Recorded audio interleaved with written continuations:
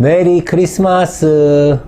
네, 오늘 즐거운 그 크리스마스 이브 날입니다. 여러분들 지금 뭐하고 계시는지 모르겠는데 날씨가 매우 춥습니다. 밖에 나가실 때는 튼튼하게, 귀마개, 코마개, 목도리까지 다 하시고 나가시길 바랍니다. 오늘은 화해 연애 방식, 또 화해 사랑에 대해서 한번 공부하는 시간을 가져보도록 하겠습니다. 화라는 것은 뭘까요? 우리가 흔히 화를 불이라고 하죠. 화를 한번 떠올려 보세요.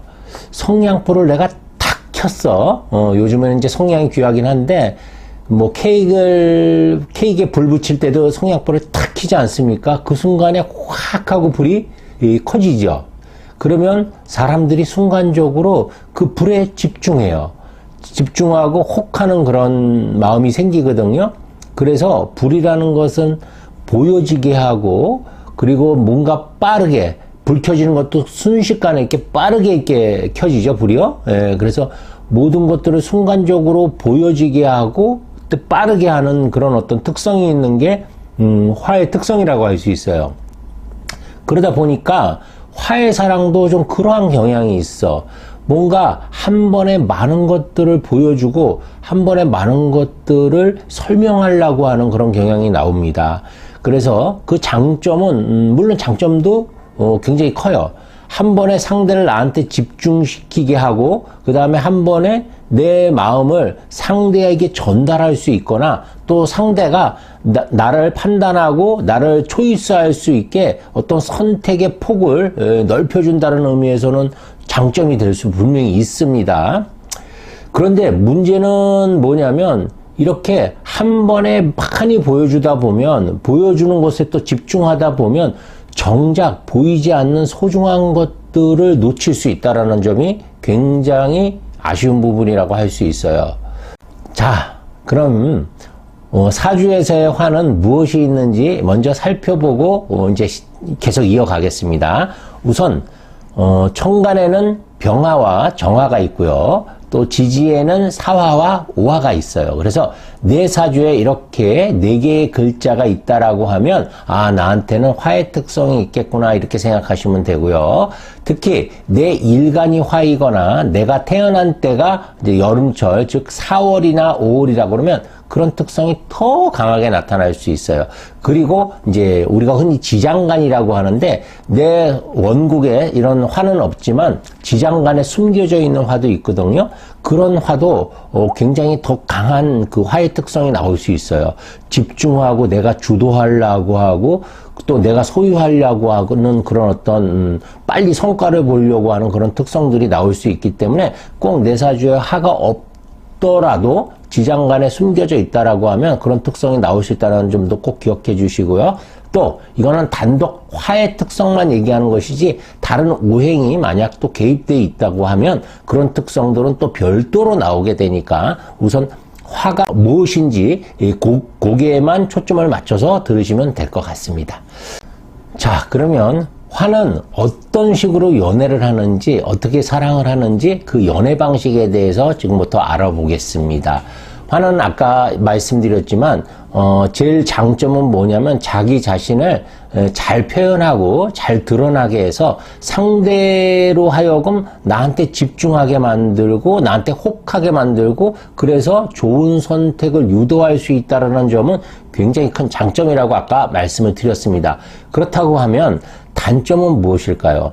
단점은 내가 그렇게 소개를 하다 보면 그것을 상대가 오해하거나 착각할 수 있게 만들고, 계속 자기가 처음에 보여줬던 모습들을 계속 유지하기 어렵다라는 그런 점도 있어요. 예를 들면 이런 거예요. 처음에 이제 화가 강하신 분이 연애를 하면 자기를 많이 보여주고 설명을 해야 되니까, 마치 대기업의 자기소개처럼 장황하게 자기 PR을 너무 강하게 하다 보면 자기 어떤 정신적인 거나 서서히 알아야 할 어떤 생각들이나 이런 것들이 아니라 물질적인 거, 외향적인 거, 즉 뭐 학벌이라든지 재산이라든지 뭐 집안이라든지 이런 거에 초점이 맞춰질 수 있고, 그것이 자칫 잘못하면 굉장히 상대방한테 속물처럼 보여질 수도 있고, 또 약간 부담스럽게 느껴질 수도 있다라는 점이에요.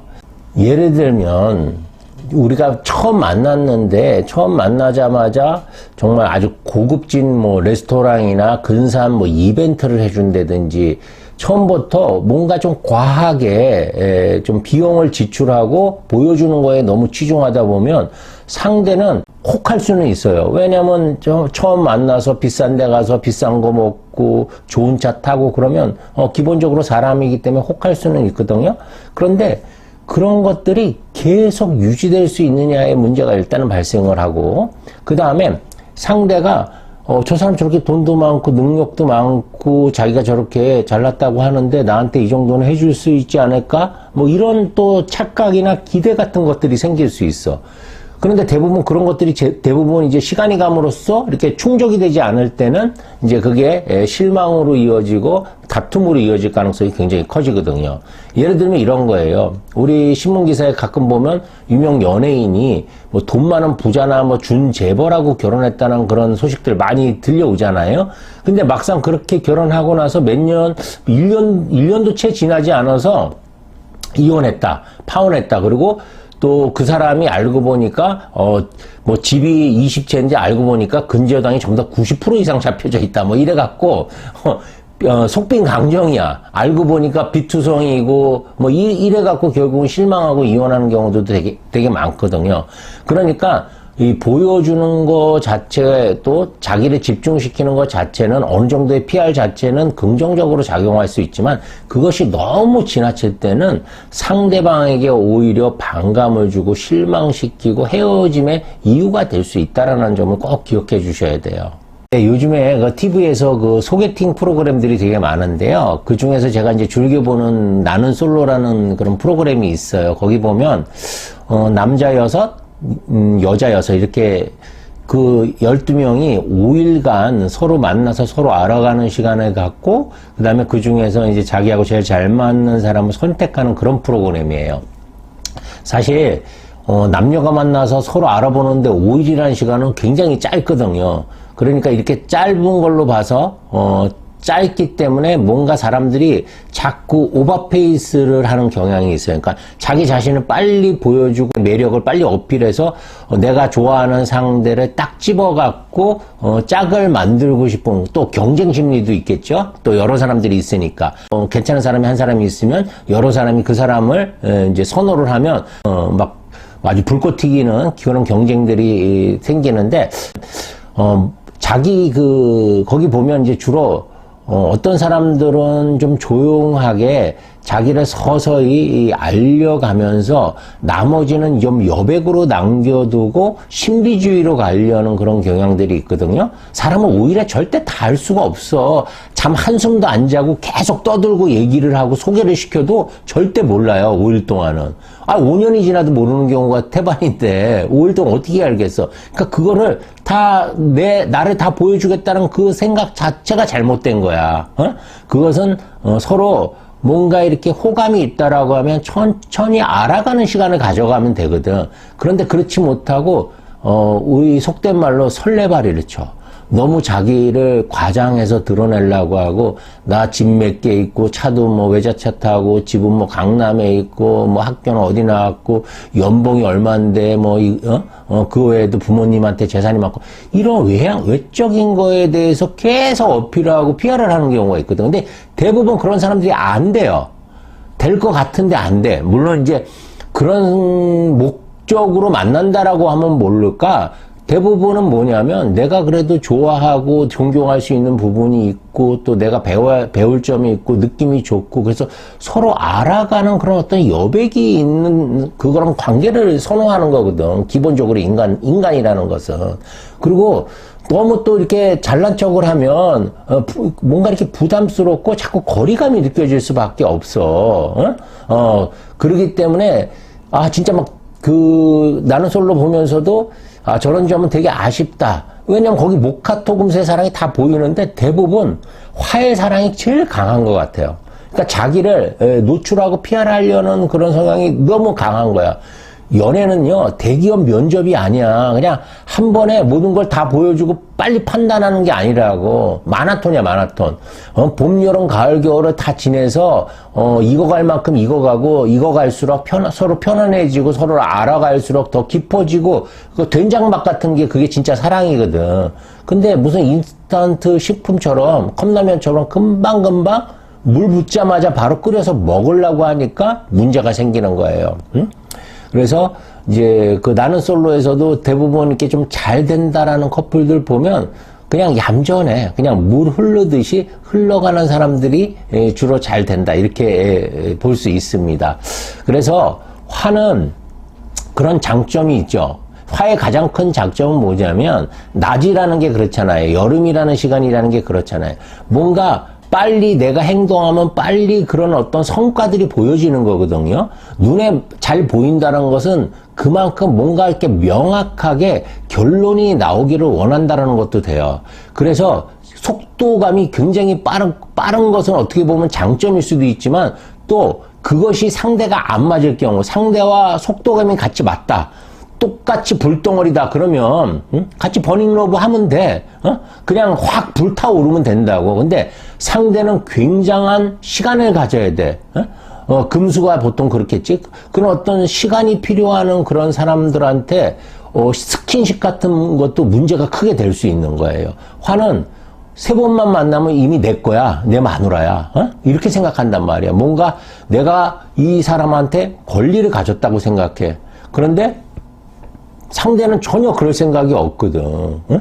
굉장히 늦게 진짜 가랑비에 옷 젖듯이 천천히 스며드는 사람들도 있거든요. 그런 사랑을 원하는 사람들도 있단 말이야. 근데 화는 그걸 기다리지 못해. 빨리 내 마음처럼 저 사람도 똑같이 나를 열정적으로 사랑하기를 바라거든.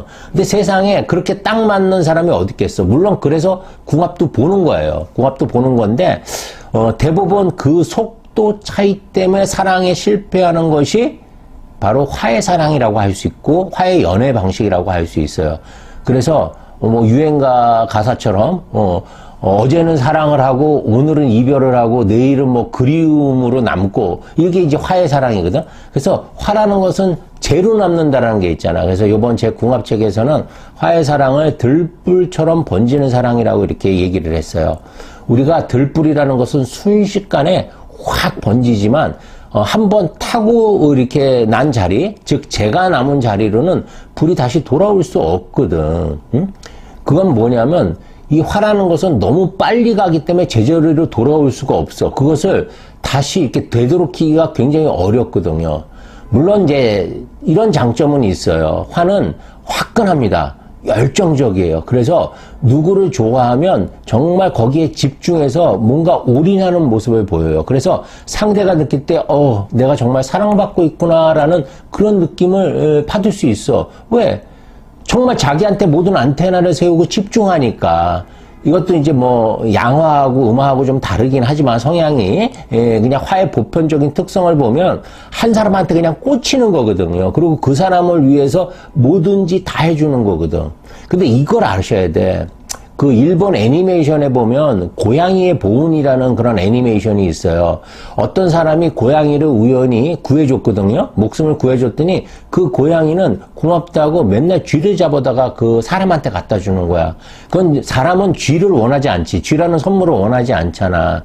그러니까 화의 사랑도 뭘 조심해야 되냐면 내가 정말 좋아서 하는 것은 그것은 진정한 의미의 사랑이라고 할 수는 없어요. 그러니까 상대가 진짜 원하고 나도 원하는 것, 그것을 정확하게 절충해서 하는 것이 진짜 사랑이거든. 그냥 내가 일방적으로 하는 것은 헌신은 될 수 있지만 사랑은 아니라는 거야. 그러니까 헌신과 사랑의 차이를 알아야 되는 거거든. 사랑이라는 것은 결국은 상대가 원하는 선물을 줘야 되는 그런 의미가 담겨져 있거든요. 근데 화는 일방적으로 내가 너무 속도감 있게 앞만 보고 가기 때문에 눈이 멀 수 있어요.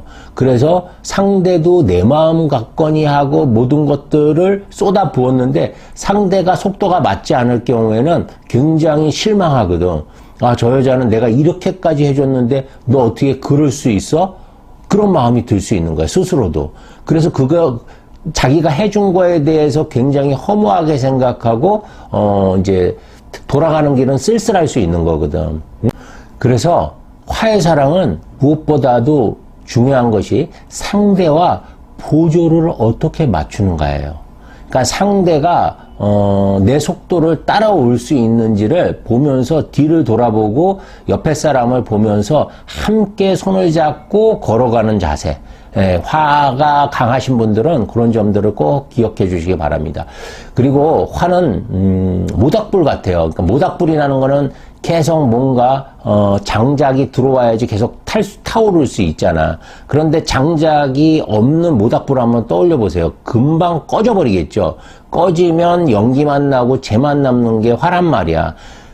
그런데 문제는 그 장작을 계속 내가 공급해 줄 수 있다라고 하면 처음부터 그렇게 과감하게 보여줘도 돼. 계속 그게 유지가, 지금 산더미만큼 장작에 쌓여있다고 하면, 근데 그렇지 못한데 처음부터 많은 장작을 한꺼번에 다 놓고 확 태워버리면 그 다음에는 꺼지는 일밖에 없잖아요. 그죠? 그랬을 때에는 굉장히 고통스러울 수 있어요. 본인도 고통스럽고 상대도 괴로울 수 있다라는 거야. 그러니까 무슨 말이냐면 초창기 때 만나서 자기한테 많은 것을 꾸미고 또 상대를 위해서 많은 비용을 지출하다 보면 돈이라는 것은 한계가 있잖아. 내 월급은 한계가 있잖아. 그런데 계속 그것을 해주지 못할 때는 맨날 레스토랑 가서 스테이크 먹다가 갑자기 분식집 가갖고 김밥만 먹으려고 그러면 상대는 실망할 수 있고, 그런 실망한 얼굴을 보면서 또 내가 뭐지 봉인가? 왜 나는 이렇게 이런 취급을 받아야 되지? 이렇게 스스로한테 굉장히 또 자괴감을 느낄 수 있어요. 그렇기 때문에 그 페이스를 조절하는 게 되게 중요해. 그래서 화해 사랑은 명심해야 될 게 뭐냐면, 연애와 사랑은 마라톤과 같다. 처음 속도를 끝까지 유지하는 것이 가장 중요하다라고 이렇게 말씀드릴 수 있을 것 같습니다. 네, 이렇게 오늘 화해 연애 방식, 사랑 방식을 알아보았습니다. 여러분들 크리스마스 즐거운 성탄절 되시고요. 다음에 더 좋은 콘텐츠로 찾아뵙겠습니다. 구독, 좋아요 부탁드리고요. 안녕.